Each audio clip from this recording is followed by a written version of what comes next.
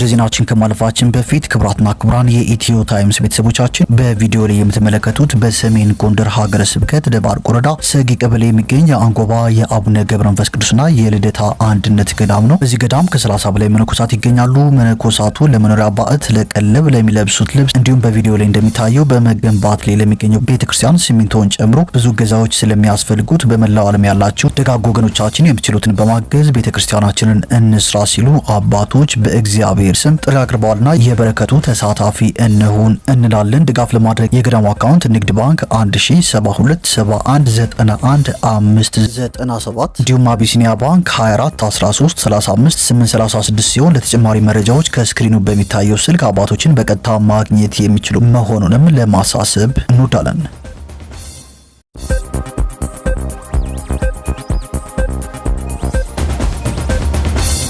ሰላም ሊታላችሁ የኢትዮ ታይምስ ቤተሰቦቻችን ለሰዓቱ የተመረጡ አዳዲስ መረጃዎችን ይዘንላችሁ ቀርበናል። ከመረጃዎቻችን መካከልም ኢራን ዓለምን ጨለማ አድርጋለሁ ብላለች። ኢራን የዓለም ኢንተርኔት ኬብልን ልታቋርጥ እንደምትችል አስጠንቅቃለች። ኢራን በሆርሙዝ ሰርጥና በቀይ ባህር ስር የሚያልፉ የኢንተርኔት ኬብሎችን እቆርጣለሁ ስትል አስጠንቅቃለች።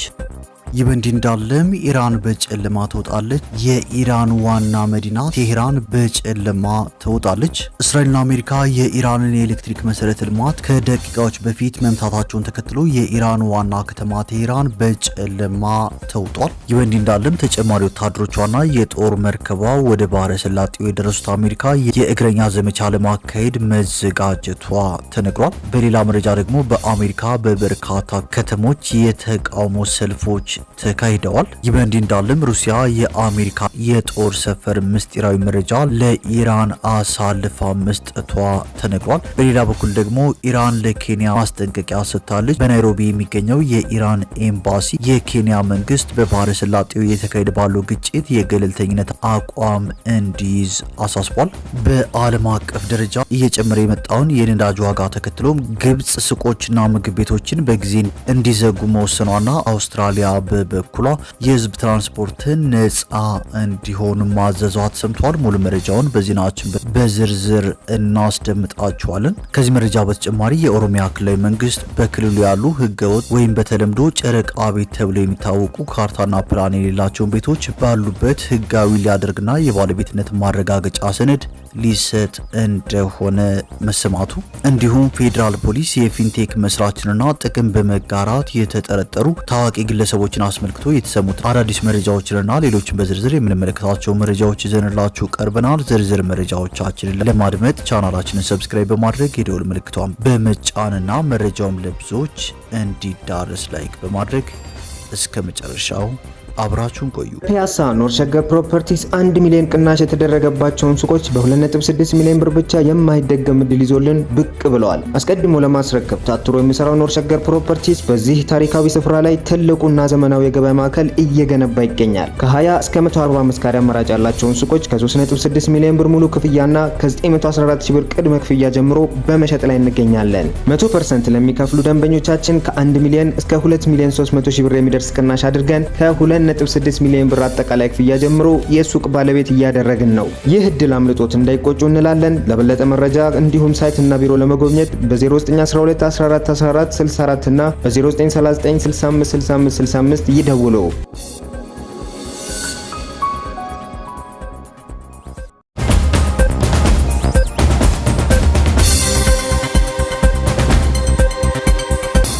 ወደ መጀመሪያው መረጃችን ስናልፍ ኢራን ዓለምን ጨለማ አደርጋለሁ የሚል አስደንጋጭ መግለጫ አውጥታለች። ኢራን የዓለም ኢንተርኔት ኬብልን ልታቋርጥ እንደምትችል አስጠንቅቃለች። ኢራን በሆርሙዝ ሰርጥና በቀይ ባህር ስር የሚያልፉ የኢንተርኔት ኬብሎችን እቆርጣለሁ ስትል አስጠንቅቃለች። ከዓለም አቀፉ የኢንተርኔት ፍሰት ውስጥ ከ95 እስከ 97 በመቶ የሚሆነው በሳተላይት ሳይሆን በባህር ወለል ስር ከ1 እስከ 2 ሜትር ተቀብረው በሚገኙ የፋይበር ኦፕቲክስ ኬብሎች አማካኝነት የሚጓ የሚጓዝ ነው። የባንክ ዝውውሮች፣ የአክሲዮን ግብይቶች፣ የክላውድ ኮምፒውቲንግ አገልግሎቶችና እያንዳንዱን የፋይናንስ ገበያ የሚያስተሳስሩ የመረጃ ፍሰቶች በሙሉ በእነዚህ ኬብሎች ላይ የተመሰረቱ ናቸው። እነዚህ ሁሉ ኬብሎች የተዘረጉት በአሁኑ ሰዓት የኢራን አብዮታዊ ጥበቃ ኃይል ለመተላለፊያ ክፍያ የዩዋን ገንዘብ በሚሰበስብበት ጥልቀት በሌለው የባህር ወለል ላይ ነው። እነዚህ ተራ ክልላዊ መስመሮች አይደሉም። እስያ፣ አውሮፓ፣ መካከለኛው ምስራቅና አፍሪካን የሚያገናኙ የዓለም አቀፉ ዲጂታል ንግድ የጀርባ አጥንቶች ናቸው። የኢራን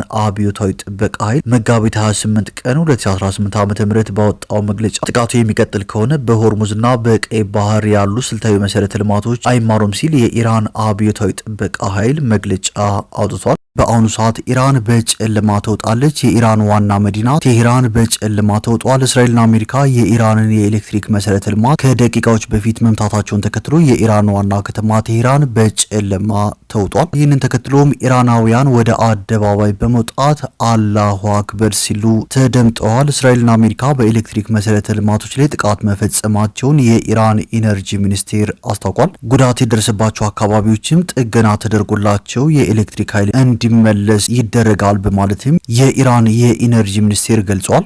ሩሲያ በበኩሏ የአሜሪካን የጦር ሰፈር ምስጢራዊ መረጃ ለኢራን አሳልፋ መስጠቷ ተገልጿል። የዩክሬን የስለላ ተቋማት ባወጡት አዲስ መረጃ መሰረት ሩሲያ በሳውዲ አረቢያ የሚገኘውን የአሜሪካ የጦር ሰፈር የሚያሳዩ የሳተላይት ምስሎችን ጥቃቱ ከመፈጸሙ ጥቂት ቀናት ቀደም ብሎ ለኢራን አሳልፋ ሰጥታለች። የዓለምን ትኩረት በሳበው በዚህ መረጃ መሰረት ሞስኮ ለቴሄራን የሰጠችው መረጃ የጦር ሰፈሩን ቁልፍ ስፍራዎች በትክክል ለይቶ የሚያሳይ ሲሆን ይህም ኢራን ለሰነዘረችው ጥቃት እንደ ትልቅ ግብዓት ጥቅም ላይ መዋሉ ተገልጿል። ይህ ድርጊት በሩሲያና በምዕራባውያን መካከል ያለውን ፍጥጫ ወደ ከፍተኛ ደረጃ እንደሚያሸጋግረውም ተገምቷል። በተለይም በዶናልድ ትራምፕ የሚመራው የፔንታጎን መስሪያ ቤት በኢራን ላይ የየብስ ወታደራዊ እርምጃ ሊወስድ እንደሚችል ፍንጮች እየታዩ ባሉበት በዚህ ሰዓት የሩሲያ ጣልቃ ገብነት ሁኔታውን ይበልጥ አሳሳቢ አድርጎታል። የዩክሬን የስለላ ድርጅት ይፋ ያደረገው ይህ ምስጢራዊ ሰነድ በሳውዲ አረቢያ የሚገኘው የአሜሪካ ጦር ሰፈር እንዴት ኢላማ ውስጥ ሊገባ እንደቻለ ግልጽ ማብራሪያ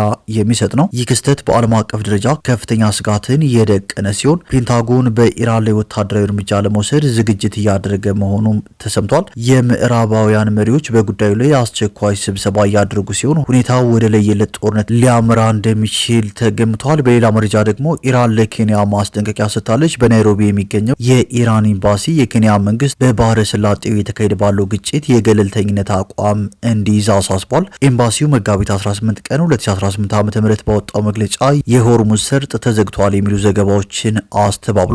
ኢራን እንዳስታወቀችው የንግድ መርከቦች በነጻነት ማለፍ የሚችሉት ከአሜሪካና እስራኤል ጋር ወታደራዊ ትብብር ካላደረጉ ብቻ እንደሆነ ተገልጿል። የኬንያ ነዳጅና በሸቀጦች ዝውውር በዚህ መስመር ላይ ጥገኛ መሆኗን የምዕራባውያንን ወታደራዊ እርምጃ መደገፍ ኢኮኖሚያዊ ቀውስ ሊያስከትል እንደሚችልም ኢራን አስጠንቅቃለች። በሌላ መረጃ ደግሞ በዓለም አቀፍ ደረጃ እየጨመረ የሚገኘውን የነዳጅ ዋጋ ተከትሎ ግብጽ ሱቆችና ምግብ ቤቶችን በጊዜ እንዲዘጉ ወስናለች። አውስትራሊያ በበኩሏ የህዝብ ትራንስፖርትን ነጻ እንዲሆን አዛለች። የሆርሙዝ ሰርጥ መዘጋትን ተከትሎ የነዳጅና የተፈጥሮ ጋዝ አቅርቦት የተስተጓጉልባት ግብጽ ከፊታችን ማክሰኞ ጀምሮ ተግባራዊ የሚሆኑ ጥብቅ መመሪያዎችን አውጥታለች። በመመሪያዎቿም የችርቻሮ ሱቆች፣ ምግብ ቤቶችና ካፌዎች በየቀኑ ከምሽቱ 3 ሰዓት ላይ እንዲዘጉ ተወስኗል። የመንገድ መብራቶችና የውጭ ማስታወቂያዎችም እንዲደበዝዙ ታዟል። የመንግስት ሰራተኞች በሳምንት አንድ ቀን ከቤት ሆነው እንዲሰሩ ታዟል። በሆስፒታሎች፣ በትምህርት ቤቶችና ፋብሪካዎች ውስጥ የሚሰሩ አስፈላጊ ሰራተኞችን እንደማያካትትም ተገልጿል። የሀገሪቱን ኢኮኖሚ 1/10 የሚሸፍነው የቱሪዝም ዘርፍ እንዳይጎዳ ሆቴሎችና የቱሪስት መስህቦች ከዚህ ገደብ ነጻ መሆናቸውም ተሰምቷል። የግብጽ መንግስት የነዳጅንና የህዝብ ትራንስፖርትን ዋጋ ጨምሯል። ከፍተኛ ኃይል የሚጠይቁ የመንግስት ፕሮጀክቶችን ከማዘግየት በተጨማሪ የመንግስት ተሽከርካሪዎች የነዳጅ አበልን በ1/3 እንደቀነሰም ተገልጿል። የአገሪቱ ጠቅላይ ሚኒስትር ሞስጣፋ ማድቡሊ እንደገለጹት የአገሪቱ የነዳጅ ወጪ በጥር ወር ከነበረበት በ2 እጥፍ አድጎ 2.5 ቢሊዮን ዶላር ደርሷል ሲሉ ገልጸዋል። አውስትራሊያ በበኩሏ የነዳጅ ዋጋ ካለፈው ጥር ወር አንጻር የ85 በመቶ ጭማሪ ማሳየቱን ተከትሎ መንግስት ለየት ያለ መፍትሄ ይዞ ቀርቧል። በሜልበርን በጂሎንግና በቪክቶሪያ ግዛቶች የሚገኙ ነዋሪዎች በሚያዝያ ወር ሙሉ የህዝብ ትራንስፖርትን በነጻ እንዲጠቀሙ ተፈቅዶላቸዋል። ይህ እርምጃ ነዋሪዎች የግል ተሽከርካሪዎቻቸውን ትተው አውቶቡሶችንና ባቡሮችን እንዲጠቀሙ በማበረታታት በነዳጅ ላይ ያለውን ከፍተኛ ፍላጎት ይቀንሳል ተብሎም ታምኖበታል። ምንም እንኳን የነዳጅ ማደያዎች ረዥም ሰልፎች ቢታዩም ባለስልጣናት አሁንም በቂ ክምችት እንዳለ ለህዝቡ ማረጋገጫ ሰጥተዋል። ይህ በእንዲህ እንዳለም ተጨማሪ ወታደሮቿና የጦር መርከቧ ወደ ባህረ ሰላጤው የደረሱት አሜሪካ የእግረኛ ዘመቻ ለማካሄድ መዘጋጀቷ ተነግሯል። ሳውዲ አረቢያ ውስጥ በሚገኝ የአየር ኃይል ሰፈር ላይ በተፈጸመ ጥቃት የአሜሪካ ወታደራዊ ማዘዣና መቆጣጠሪያ አውሮፕላን መመታቱን ትክክለኛነታቸው የተረጋገጡ ፎቶዎችም አመልክተዋል። ከሳምንታት በፊት የተፈጸመውን ጥቃት የሚያሳዩ ፎቶዎች መጀመሪያ ላይ የተጋሩት የአሜሪካ ወታደራዊ ዜናዎችን በሚያወጣው የፌስቡክ ገጽ ላይ ነበር። ምስሎቹ ኢ3 ሴንትሪ የተባለው አውሮፕላን ለሁለት ተገምሶ አሳይተዋል። ቢቢሲ አደረግኩት ባለው ማጣራት ፎቶዎቹ ከሳዑዲ ዋና ከተማ ሪያድ ደቡብ ምስራቅ 100 ኪሎ ሜትር ርቀት ላይ በሚገኘው የልዑል ሱልጣን አየር ኃይል ሰፈር የተነሱ ናቸው። በአውሮፕላኑ ዙሪያ የሚታዩት ነገሮች ከሳተላይት ምስሎች ጋር ተመሳሳይ እንደሆኑም ተገልጿል። ከጥቃቱ በኋላ አንድ የአሜሪካ ባለስልጣን ለሮይተርስ የዜና ወኪል ኢራን በአየር ኃይል ሰፈሩ ላይ በፈጸመችው ጥቃት 2 በጽኑ የቆሰሉትን ጨምሮ 12 የአሜሪካ ወታደሮች መጎዳታቸውን ተናግሮ ነበር። አሜሪካ ወደ ባህረ ሰላጤው በሺዎች የሚቆጠሩ ወታደሮችንና ተጨማሪ የጦር መርከብ ማሰማራቷን ተከትሎ የእግረኛ ወታደሮች ጥቃት ልትከፍት የመሆኑ ጉዳይም አነጋጋሪ ሆኖ ቀጥሏል። የኢራን ፓርላማ አፈ ጉባኤም አሜሪካ የምድር ኃይል ጥቃት ለመፈጸም በምስጢር እየተዘጋጀች መሆኑን ሲናገሩ፣ ዋሽንግተን ፖስት ደግሞ የአሜሪካ መከላከያ ሚኒስቴር ለእግረኛ ጥቃት ዝግጅት እያደረገ መሆኑን ዘግቧል። በኢራን ላይ አሜሪካና እስራኤል የሚፈጽሙትና በአጸፋው ኢራን በአካባቢው ሀገራት ላይ የምትፈጽመው ጥቃትም ባለፉት 24 ሰዓታት በቁልፍ ተቋማት ላይ ጭምር ቀጥሏል። በመካከለኛው ምስራቅ የኢራን ወዳጅ ከሆኑ ቡድኖች መካከል አንዱ የሆነውና ድንበሮችን አቋርጦ እስራኤል ለመድረስ የሚችሉ መሳሪያዎችን የታጠቀው የየመኑ ሁቲ ለአንድ ወር ድምፁን አጥፍቶ ቆይቶ በእስራኤል ላይ ጥቃት መፈጸምም ጀምሯል። ሁቲዎች ከ2 ዓመት በፊት እስራኤል በሐማስ ላይ ጦርነት እያካሄደች በነበረችበት ሰዓት ለሐማስ ያለውን አጋርነት በእስራኤል ላይ የድሮንና የሚሳኤል ጥቃቶችን በተደጋጋሚ ከመፈጸሙ በተጨማሪ በቀይ ባህር በኩል በሚተላለፉ መርከቦች ላይ ጥቃት ከፍቶ እንደነበርም ተገልጿል። በሌላ መረጃ ደግሞ በትራምፕ አስተዳደር ላይ ቅሬታቸውን የሚገልጹ ትላልቅ የተቃውሞ ሰልፎች በተለያዩ የአሜሪካ ከተሞች ተካሂደዋል። ለሶስተኛ ጊዜ በተካሄደው ንጉስ አንፈልግም ኖ ኪንግስ በሚል መሪ መፈክር ስር በተካሄዱ ሰልፎች ቀደም ሲል በሚሊዮን የሚቆጠሩ ሰዎች መሳተፋቸው መረጃዎች ያሳያሉ።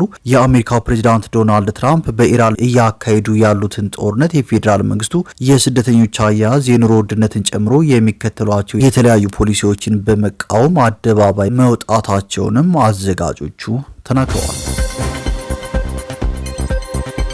ወደ ቀጣዩ መረጃዎችን ስናልፍ የኦሮሚያ ክልላዊ መንግስት በክልሉ ያሉ ህገወጥ ወይም በተለምዶ ጨረቃ ቤት ተብለው የሚታወቁ ካርታና ፕላን የሌላቸውን ቤቶች ባሉበት ህጋዊ ሊያደርግና የባለቤትነት ማረጋገጫ ሰነድ ሊሰጥ እንደሆነ ዋዜማ ዘግቧል። የክልሉ መንግስት ምክር ቤት ወይም ጨፌ ኦሮሚያ ባሳለፍነው መጋቢት 10 2018 ዓ.ም ባካሄደው 6ኛ የስራ ዘመን 5ኛ ዓመት 3ኛ መደበኛ ጉባኤው መመሪያውን አጽድቆ ለክልሉ መሪ አስተዳደር ቢሮ መላኩንም ዋዜማ ጨምሮ ዘግቧል።